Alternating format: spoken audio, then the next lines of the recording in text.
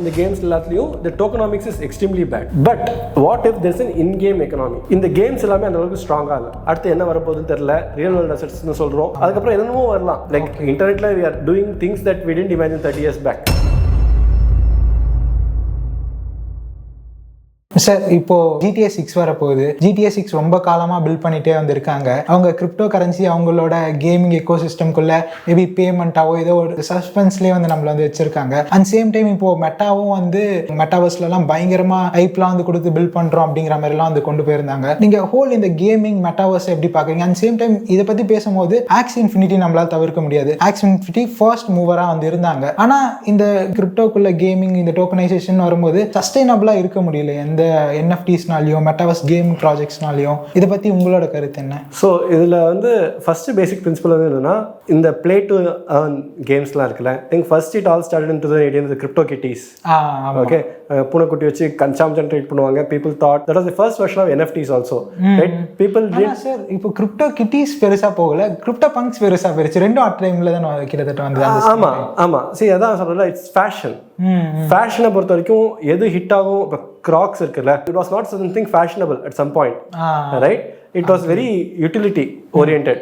Okay, உங்களுக்கு வந்து இப்போ நீங்கள் வந்து ஃபிஷிங் போறீங்க, இதெல்லாம் போறீங்கன்னா காலுக்குள்ள தண்ணி போகும், இருந்தாலுமே உங்களுக்கு கம்ஃபர்டபுளாக இருக்கும், காத்தோட்டமாக இருக்கும், எங்கே வேணால் வேர் பண்ணிட்டு போகலாம் அப்படிங்கிற மாதிரியான ஒரு விஷயம் தான் இருந்துச்சு. இப்போ சடனாக வந்து it became a style statement. So அதனால நான் அகைன் சொல்கிறேன், இந்த நரேட்டிவ்ஸ், ஃபேஷன், இதெல்லாமே வந்து it's outside the utility part, right? It's about what is trending அப்படின்ட்டு. ஸோ கேம்ஸை பொறுத்த வரைக்கும் இந்த பிளே டு ஏர்ன்ஸ் எல்லாமே வந்து இது எல்லாமே ஃபேடாக தான் இருக்கு. இந்த சென்ஸ் இந்த சீசன்ல I play for some time. And second பிரச்சனையும் வந்து என்னன்னா, இந்த கேம்ஸ் எல்லாத்துலயும் the tokenomics is extremely bad. Ponzi மாதிரி இருக்கு. பான்சி கூட கிடையாது, it's reverse, right? they give a lot of free tokens. நீ இந்த ஆக்டிவிட்டி பண்ணா 10 டோக்கன் தரேன், நடந்தா 10 டோக்கன், இது பண்ணா 20 டோக்கன், அது பண்ணா 30 token. So there is so much of inflation that is happening. New tokens are getting released every day. So tokens வந்தோனே எல்லாரும் விற்பாங்க, சப்ளை கூடிட்டே போகுது. இனிஷியலா ஒருத்தங்க NFT வாங்குறாங்க, வச்சு சம்பாதிக்கிறாங்க. லைக் லேட்டரா வந்து NFT வாங்குறவங்களுக்கு மொத்தம். ஆமா, சோ நீங்க சொல்ற மாதிரி பான்சியும் ஒர்க் அவுட் ஆகும். என்ன ஆகுது அப்படின்னா, வந்து சம்பாதிக்கிறவன் விற்கிறான், புதுசா இருக்கவன் இந்த இதை வாங்கணும். So as long as you generate demand, it sustains. So Ponzi என்ன ஆகும் அப்படின்னா, typically how a pyramid scheme Ponzi work ஆகும் அப்படின்னா, நீங்க வந்து ஃபர்ஸ்ட் 10,000 கொடுப்பீங்க, அப்புறம் நீங்க 2 பேர் சேர்த்து விடுவீங்க, அவங்க 10,000 கொடுப்பாங்க, அவன்கிட்ட இருந்து வர காசு வச்சு நான் உங்களுக்கு கொடுத்துருவேன், அவன் கொண்டு வர கஸ்டமர்ஸ் வச்சு அவங்களுக்கு கொடுப்பேன், அப்படியே கொடுத்துட்டே வருவேன். அதுல இருந்து கொஞ்சம் உங்களுக்கும் வரும், இப்படியே க்ரோ ஆயிட்டே இருக்கும். when the music stops, புதுசா கஸ்டமர் எப்ப ஆட் ஆகுலையோ, ரைட், இந்த வெயிட்ல I will collapse. I cannot make payments to so many people. So அதற்கு நான் எவ்வளவு காசு சுருட்டி வச்சிருக்கணும், அதை வச்சுட்டு ஓடிடுவேன், right? This was happening with finance chit ஃபண்ட்லாம். இது நடந்தது. புதுசா வரவங்க காசு எடுத்து 15% ரிட்டர்ன்ஸ், 20% ரிட்டர்ன்ஸ் சொல்லிட்டு, ஆனா they did not earning interest. They are just taking money from new people and giving it. எல்லாருமே அட் டைம்ல காசு திருப்பி கேட்டாங்கன்னா மாட்டிக்கிறாங்க. அப்படிதான் வந்து ஃபினான்ஸ் எல்லாம் ஸ்கேம் ஆகுது. ஸோ இங்கேயும் வந்து என்னன்னா, பிளே டு ஏர்ன் எல்லாமே வந்து ஒரு மீனிங்லெஸ் ஆக்டிவிட்டிக்கு they started giving money, giving free tokens, right? அந்த டோக்கன்ஸ் வந்து புது கஸ்டமர்ஸ் வந்து வாங்கி இது பண்ணிட்டே இருந்தா அந்த டிமாண்ட் இருக்கு. when the demand collapses and you are issuing so many free tokens every day, so daily புது சப்ளை வந்துட்டே இருக்குது, இது எல்லாமே செல் ஆகும். செல் ஆச்சுன்னா it puts a price pressure, okay, right? and tokens ஓட value becoming worthless. tokens are becoming worthless அப்படிங்கறப்ப no one will play your game. so இது வந்து vicious circle அப்படினுவாங்க, circle of doom அப்படின்ட்டு, ரைட்? நீங்க நல்லா பண்ணல, அதனால இது நல்லா நடக்கல, அதனால நீங்க நல்லா பண்ணல, இது நல்லா நடக்கல அப்படின்னு போயிட்டு it stops. okay okay, right? so that is the second problem, right? so first is it's a fad, second is a problem, third thing is in the games எல்லாமே அந்த அளவுக்கு ஸ்ட்ராங்கா இல்ல. so the thing about GTA 6 or all those games, right, from our childhood, right, we have been playing it for 5 years 10 years and has evolved. Gaming is fun, it is not a work. நான் earn பண்றதுக்காக game பண்ணல, I enjoy this, okay, right? so gaming and crypto are made for each other, right? the reason being, game வந்து எல்லாமே வந்து ஒரு ecosystem, ஒரு உலகம். அந்த உலகத்துக்குள்ள there is always an in-game cash, right? you do a lot of things with that cash. you buy accessories, you buy guns, right? you buy skin and all those things, right? but at some point of time, what do you do with it? in real world, when you have all these assets, you are able to sell it and cash out. someone who wants to come in, he buys it from you. the same thing is not happening in gaming ecosystem. அங்க எல்லாமே என்ன ஆகுதுன்னா, you only buy from the company. அதுக்கப்புறம் as a player where you stop playing that game na, and the assets are useless and they cannot be sold again. Okay. But what if there's an in-game economy? Of course, the developer needs to make money.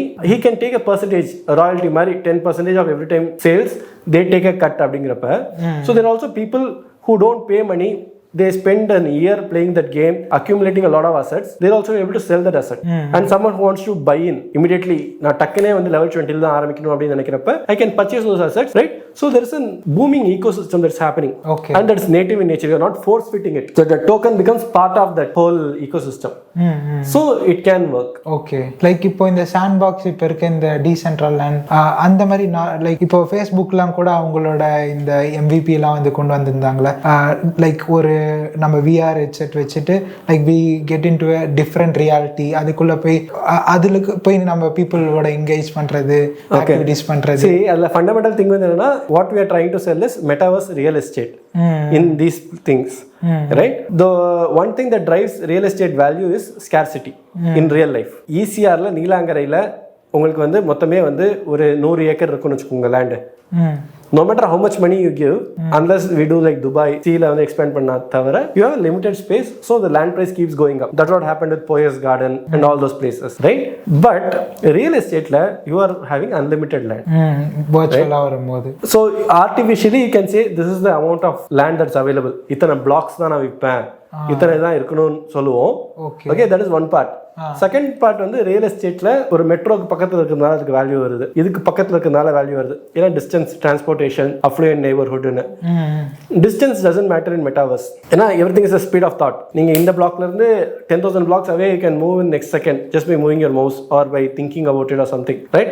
One thing is there's some prestige value attached by being next to Amitabh Bachchan house or Shah Rukh Khan house. அதுவும் இல்லாமல் இப்போ சென்னைனா சென்னை இது மட்டும் தான் இருக்கு. இப்போ Facebook ஒரு metaverse இது வந்து கிரியேட் பண்ணலாம், லைக் இன்னொரு டிஃப்ரெண்ட் கம்பெனி இன்னொரு ஃபர்ம் வந்து அவங்களுக்கு கிரியேட் பண்ணலாம். அப்படி இருக்கும்போது ஒரு யூனிஃபைடான ஒரு விஷயமும் இல்லை. அந்த எக்கோசிஸ்டம் என்ன வேல்யூ கொடுக்குதோ அதுக்கேற்ற மாதிரி தான் sustainable. It's a beautiful thing la. You also look at the way internet grew. 1990s la Microsoft wanted internet to be like this, closed wall systems mari, Microsoft communities mari. They call it Microsoft Information Highway அப்படின்ட்டு.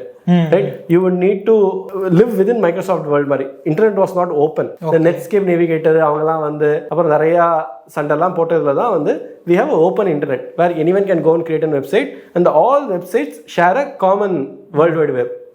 Right? So future of metaverse நிறைய பேர் வந்து இதுதான் believe பண்றாங்க.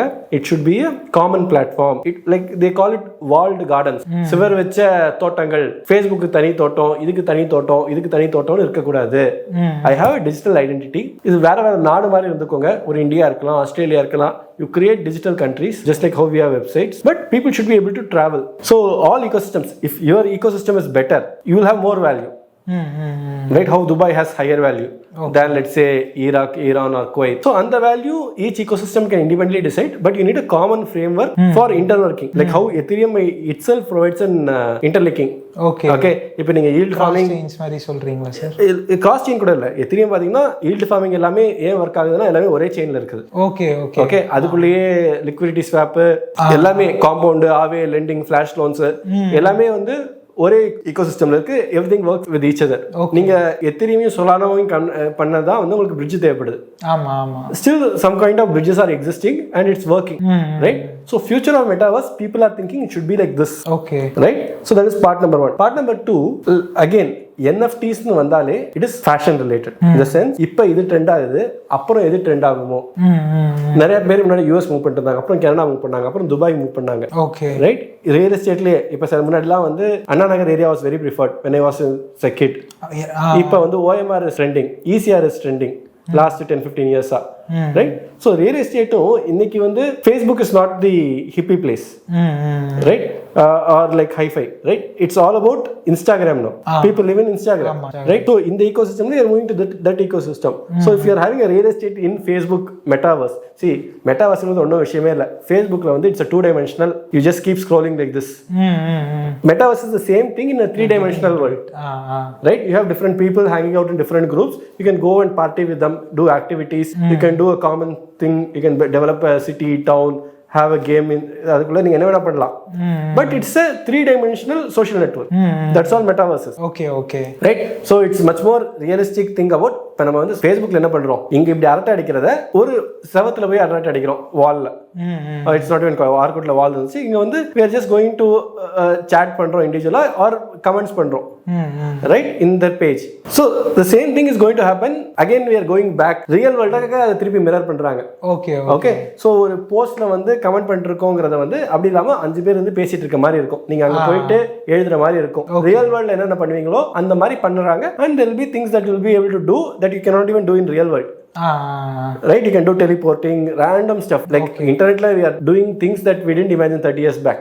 Right? You also asked this question about what do you think when crypto becomes mainstream.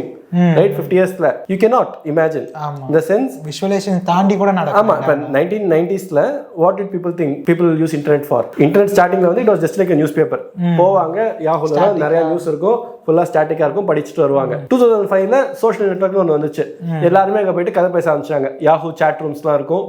போயிட்டு ரேண்டமா எவனையாவது பிடிச்சி இன்டர்நெட்ல கதை பேசிட்டு குரூப்ஸ் ஆரம்பிச்சு பேசிட்டு இருந்தோம். Right? Web 2.0 came like that. Right? Random thing, just Facebook, Twitter, YouTube la vandadukku appuram okay, it's all about people creating content, not just dedicated companies creating content அப்படிங்கற மாதிரி ஆச்சு. So ஒரு ஊபர் சாத்தியமாகிறதுக்கு என்னெல்லாம் தேவைப்பட்டுச்சு? You need a smartphone, ஏன்னா GPS தேவை, you need a 3G or 4G network, ஏன்னா 2G ல ஒர்க் ஆகாது. So இந்த மாதிரியான விஷயங்கள்லாம் இருந்ததுக்கு அப்புறம் தான் ஒரு ஆண்ட்ராய்டு ஈகோசிஸ்டம் என்ன ஆப்னு ஒன்று கிரியேட் ஆகும். ஸோ இத்தனை விஷயங்கள் வந்ததுக்கு அப்புறம் தான் ஊபரே வந்து சாத்தியமாகுது. And you need digital payments, it's not just about கேஷ்ல. ஸோ இதெல்லாம் இருக்கப்ப ஊபர்னு ஒன்று இதுவாகுது. The technology also needs to come together. Right? So இப்போ நம்ம ஏற்கனவே சொன்ன மாதிரி DeFi வருது, NFTs வருது, அடுத்து என்ன வரப்போகுதுன்னு தெரியல, ரியல் வேர்ல்ட் அசெட்ஸ்னு சொல்றோம், அதுக்கப்புறம் என்னென்னமோ வரலாம். Right? The technology is a wide open thing. Right? So 50 years from now, honest chances we cannot imagine what it will be. It will be a lot of AR, VR, blockchain. நீங்க ஏதோ ஒரு இடத்துல miss பண்ணுவீங்க real world assets அந்த narrative வந்து வரப்போகுது. ஏன்னா நீங்க இந்த பிசினஸ் ஒரு பெரிய பிசினஸ்ல உள்ள வந்திருக்கீங்க. மேபி இந்த சின்ன சின்ன பார்ட் அங்க இங்க முளைக்கிறது வந்து அவ்வளவு கான்சென்ட்ரேட் பண்ணிருக்க மாட்டீங்க. நம்ம வந்து ஸ்கோர் பண்ணலாம் நினைச்சா அது எல்லாத்தையும் பிடிச்சி உள்ள போட்டு நீங்களே பேசி தள்ளிடுறீங்க. So you are interviewing me, right? Next time I will interview you. So maybe we'll have a chance to already இதுதான் சார் போயிட்டு இருக்கு. இவர் பதிலா சொல்ற லைக் எல்லா விஷயத்துலயும் டீட்டெயிலான நாலேஜா வச்சிருக்காரு. நம்ம என்னதான் கொஸ்டின் கேட்டு நம்ம ஏதாவது வந்து பேசலாம்னா பேசவே முடியல. Like next level sir. சீரியஸா எனக்கு ஒரு எக்ஸ்சேஞ்ச் சிஇஓ கூட பேசுகிறோம் அப்படிங்கிற மாதிரியே இல்லை, ஒரு பிஸ்னஸ் மேன் கிட்ட பேசுகிற மாதிரியே இல்லை. லைக் ரொம்ப டீப் நாலேஜாக லைக் டே டு டே உட்காந்து இன்வெஸ்டர்ஸ் வந்து காயின்ஸ் ஃப்ளிப் பண்ணுறவங்களுக்கு என்ன நாலேஜ் இருக்குமோ, அப்படியே ஃபுல்லாக உட்காந்து சாட் பண்ணுறவங்களுக்கு என்ன நாலேஜ் இருக்குமோ அதை வச்சுருக்கீங்க நீங்கள் லிட்ரலாக. I spent a lot of time in Telegram, WhatsApp communities, try to understand என்ன பேசுகிறாங்க அவங்க basically this is all narrative-னா இதுதான். What people are talking is narrative, right? So as an exchange நானும் வந்து have to be one step ahead. அடுத்து என்ன product launch பண்ணணும், NFT platform launch பண்ணலாமா கூடாதா, right? All these things have to come from somewhere and this is what it is.